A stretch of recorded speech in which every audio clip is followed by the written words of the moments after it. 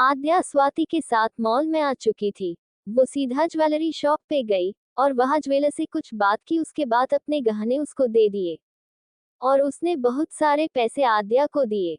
आद्या पीसों को लेके सीधा शॉप से बाहर आ रही थी। सामने से आ रहे मृत्युंजय की नजर आद्या और स्वाति पे पड़ी। उसने आद्या को कुछ कहना चाहा, फिर कुछ सोचकर रुक गया और आद्या को कॉल करके पूछा, कहाँ हो? मृत्युंजय का कॉल देखकर पहले तो आद्या घबरा गई, फिर आराम से बोली, हाँ बोलो। कहाँ हो अभी? मृत्युंजय ने बिना किसी फॉर्मेलिटी के पूछ लिया। आद्या सुनकर घबरा गई थी, फिर भी अपने डर को काबू में करके बोली, मैं तो कॉलेज में। हर हुए क्या हुआ, तुम ये क्यों पूछ रहे हो? आद्या के जवाब से मृत्युंजय की त्योरियां चढ़ गई। गुस्से से उसका मुंह गुस्से से लाल होने लगा। आंखों में क्रोध की ज्वालत निकलने को उतारू हो रही थी, फिर भी खुद को नॉर्मल करते हुए बोला, सच में तुम कॉलेज में ही हो ना? मृत्युंजय के इस सवाल से तो आद्या अंदर से हिल गई, फिर भी अपने डर को काबू करके बोली, हाँ, पर तुम ऐसा क्यों पूछ रहे हो? आद्या ने डरते डरते कहा। मृत्युंजय आद्या के इस जवाब से तो और ज्यादा गुस्से से भर उठा। उसने आद्या को बाय बोला और फोन रख दिया। मृत्युंजय ने उस दुकान को देखा जहां से आधा अभी निकल कर गई। वो दुकान के अंदर गया और दुकान के मालिक से पूछा, वो लड़की यहाँ क्यों आई थी?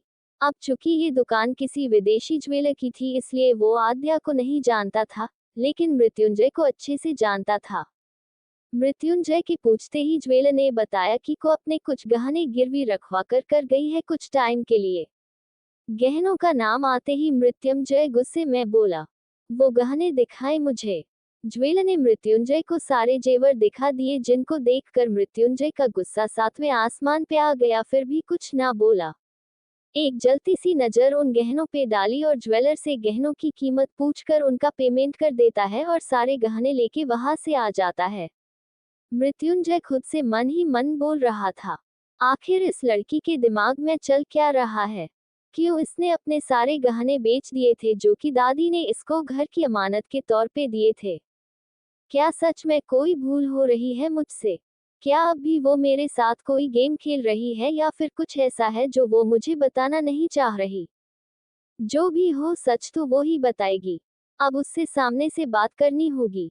उसका झूठ उसके सामने खोलना होगा। मृत्युंजय अपने मन में विचार कर ऑफिस के लिए निकल गया, जो कि इस मॉल के किसी खास एरिया में मीटिंग्स के लिए आया था।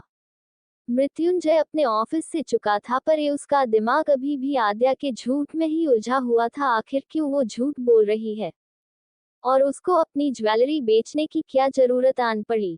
मृत्युंजय ऑफिस से घर आया तो सबसे पहले आद्या को ढूंढने लगा।